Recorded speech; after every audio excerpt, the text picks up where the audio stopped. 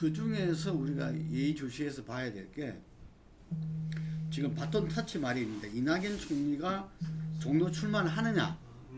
제가 볼 때는 이제 거의 100% 출마한다고 봅니다. 예, 출마한다고 보고 그랬을 때 한교안 대표가 그게 이 맞짱 출마를 하느냐?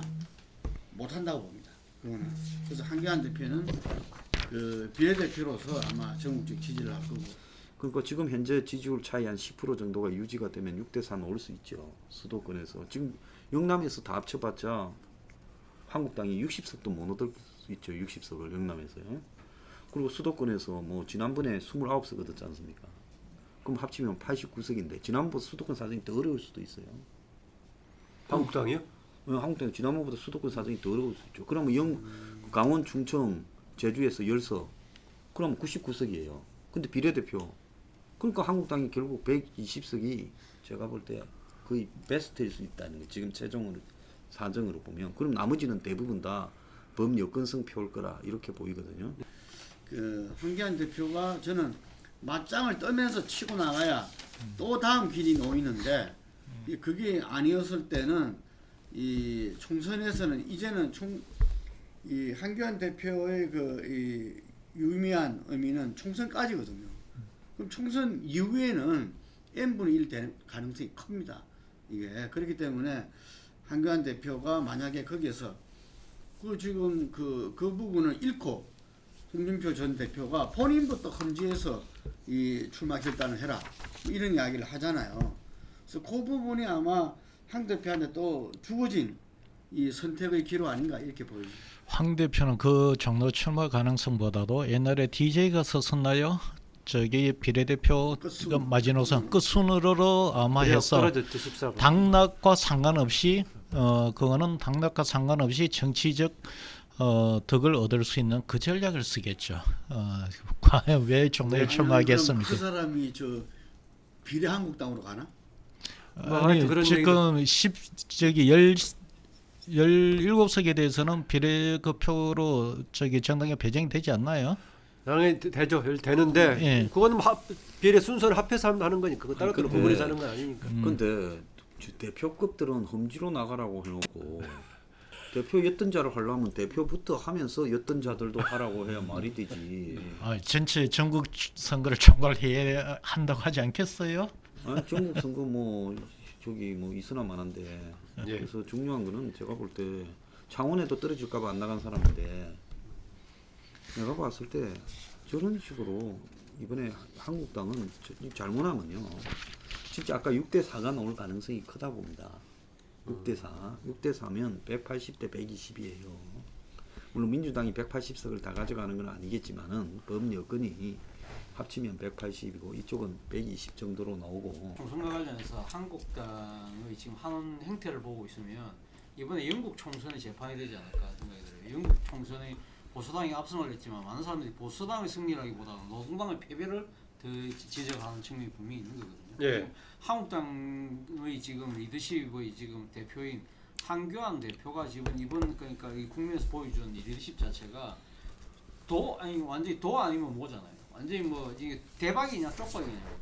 물론 뭐 선거법 입장에서는 앞서 제가 말씀드린 대로 나름대로의 그러니까 이제 기득권을 지키는 데 성공했지만 이 기득권 그러니까 이 제도적으로 기득권을 지켰지만 이것이 과연 그러니까 이 표로 그 결과가 나올지는 지켜볼 필요가 있다는 겁니다. 제가 생각했을 때는 아마 한국당이 완벽한 참패는 하지는 않을 거예요. 그러나 무난한 패배를 할 가능성이 높다. 지금 그러니까 민주당을 비롯해서 범여권의 가반을 상당히 저지하지 못할 가능성이 저는 상당히 높다고. 아까 우리 항소장님 이 의석 분포 이야기했는데 저는 상당히 그것에 동의를 하는데요. 그러니까 지금 한교안 대표가 지금 하고 있는 걸 보면 극단적으로 지금 이렇게 한쪽으로 치우쳐서 하고 있지 않습니까? 그러니까 자신의 그런 그러니까 상당히 어떻게 너무 우적으로 우경화된 그런 여러 가지 모습들이 전목사하고 가깝대요. 네, 아주 굉장히 행보를 가깝잖아요. 자주 하더라고요. 그러니까 일종의 자기 스스로를 메시아적인 리더로서의 자기 매김하면서 자기 스스로가 자신의 신념 속에 갇혀버렸어요. 그렇게 되다 보니까 지금 결국 그러면 이 부분에 있어서 그러면 지금 한국당이 이쪽으로 오른쪽으로 쏠리고 나면 그럼 중간에서 그러면 예를 들면 중도 세력이 치고 올라와야 되는데 지금 중도 세력 리더가 없다는 겁니다. 리더가 없기 때문에 지금은 이제 결국 나오는 것이 아까 국민통합연대라 이런 사람들도 따지고 보면 한교안 대표의 그러니까 극단적인 리더십이 이러한 사람들의 흘러간 물들이 놓을 수 있도록 하나의 그 부추김을 만들어 준 것이죠. 예. 그런 측면에서 본다고 한다면 저는 그러니까 한국당이 상당히 지금 어떻게 보면 자신들이 좌파 독자라고 이야기를 하고 있지만 어떻게 보면 한국당 내에서는 한교안 대표의 상당히 독주가 상당히 두드러지잖아요. 이런 부분들에 대해서 당내의 상당히 비판들이 아마 지금은 지금 잠재되어 있죠. 왜 지금 투쟁민이니까. 그러나 총선으로 갔을 때 예를 들면 지금 지지율이 계속적으로 정체된 상황이다.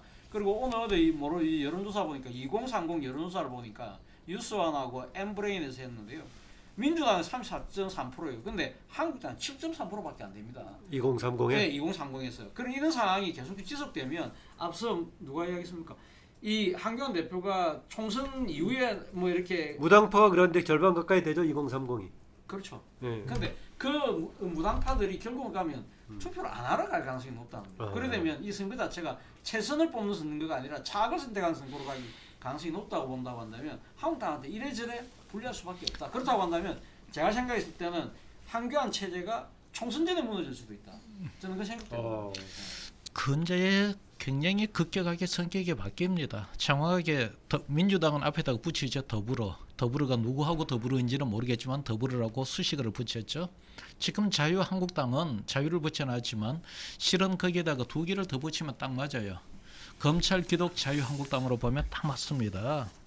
검찰 뭐 지금 아까도 이야기했지만은 검찰과의 이미 동일체가 되다시피 해가 있고 이미 정광훈 예, 정광훈. 목사로 봐서는 자유한국당을 숙주로 해서 기독당을 만드는데 성공을 했어요. 그리고 자유는 사람들이 뭘 연상하느냐? 이승만을 연상합니다. 옛날 자유당을. 그러다 보니까 지금 이 검찰 여기에다가 이 기독교 중에서도 정광훈의 저런 극보수 기독교 거기에다가 이승만 내 조합에서 황교안의 집권 극단적 당 리더십을 갖고서 보수의 이 극보수를 결집을 시켜낼지 몰라도 외연을 시켜 확대한다는 굉장히 애로사항이 있을 것이다. 그 이야기는 내가 반복적으로 이야기했는데 그럼에도 불구하고 2030 그 여론조사를 이야기를 했는데요. 그나마 그 세력들이 투표장에 나오면은 민주당한테 어쨌든 표가 가도 더 갈 겁니다. 근데 투표장에 그 층이 안 나와버리면 어떻게 문제가 되느냐.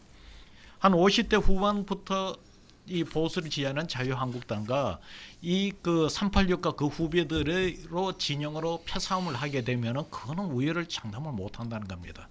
그래서 내가 하는 이야기가 과거에는 우리나라 선거에서 캐스팅 포트 역할을 하는 것이 40대였지만 지금은 캐스팅 포트가 40대가 아니에요. 40대는 386과 통일체가 되어버렸고 지금의 캐스팅 포트 역할을 하는 것은 20대, 30대가 캐스팅 포트 역할을 합니다. 단지 캐스팅 포트 역할을 하는 그 작동 원리가 좀 다를 뿐이죠. 옛날에는 40대가 중도적 가치관을 갖고서 양쪽에 선택을 했다면 지금 2030의 이 층들은 나가서 민주당을 찍어줄 것인가 아니면 보이콧을 해서 너희끼리 싸우도록 해봐라 이런 식의 판을 만들 것인가 이런 작동 원리로서 되는 거죠. 그래서 제가 볼 때 만에 하나 이 2030의 투표 보이콧이 굉장히 높아져 버리면은 예측하는데 자유한국당이 참패할 수 있다고 할 수 있는데 예상 밖의 이상한 결과가 나올 수도 있습니다. 범여권, 이 민주당뿐만 아니라 범여권이라 할 수 있는 부분이 180석, 그리고 범야권이 120석. 우리 잘 알지만 2004년도 탄핵 역풍 때 한나라당이거든 표가 121석이거든요. 예, 근데 저는 이 자유한국당은 100석도 어려울 것이다 봅니다. 이게. 거기에서 우리공화당이라든지 이런 범보수가 합해가지고 한 120 정도가 되지. 저는 자유한국당은 다 기록으로 남습니다 이거. 예, 그게 자유한국당은 100석도 어려울 것이다. 지금대로 간다면은. 그리고 아까 이야기했는데 총선 전에 한교안 대표가 위기를 맞을 수도 있다 하는데 보수 통합도 제대로 못 해내고 이제 의원들이 공천의 한 고비를 넘어서 가지고 자기 당선을 쳐다봤을 때 지금 이 상태로는 그 여론조사에 다 나올 거잖아요. 이게 이 상태로 안 되겠다 하면은 마지막에라도 아마 이 비대위라든지 뭐 여러 가지 변화를 갖다 모색할 것이라고요. 이게 예. 그걸 맞짱 칠 수 있는 게 자기 종로 출마다라고 제가 아까 이야기를 했던 거고, 그랬을 때 이 흔히 말해서 지금 한국당의 사람들은 이 문재인 정부 국정농단 3대 게이트 가지고서 이 내년 총선은 끝났다 이렇게 이야기하는데 천만의 말씀이라는 거죠. 저는 우리 그 현재 이 촛불 세력들이 문정부와 민주당을 갖다가 지지하고 있지만 그 사람의 어떤 이 점유물이 소유물이 아니다는 거죠. 그렇기 때문에 충분히 그 대체 세력들을 갖다가 그 지지할 것이다. 그렇기 때문에 180대 120은 큰 틀에서는 그렇게 될 가능성이 높다. 알겠습니다. 2004년도 당시 한나라당 생각이 나는데요. 그러니까 그때 당시 당 대표가 그러니까 공천 막 한참 직전 막 할 때까지 당 대표가 최백렬 대표였어요. 예, 나중에 최백렬 박근혜가 대표가 그 2003년도 말에 단식 투쟁했습니다.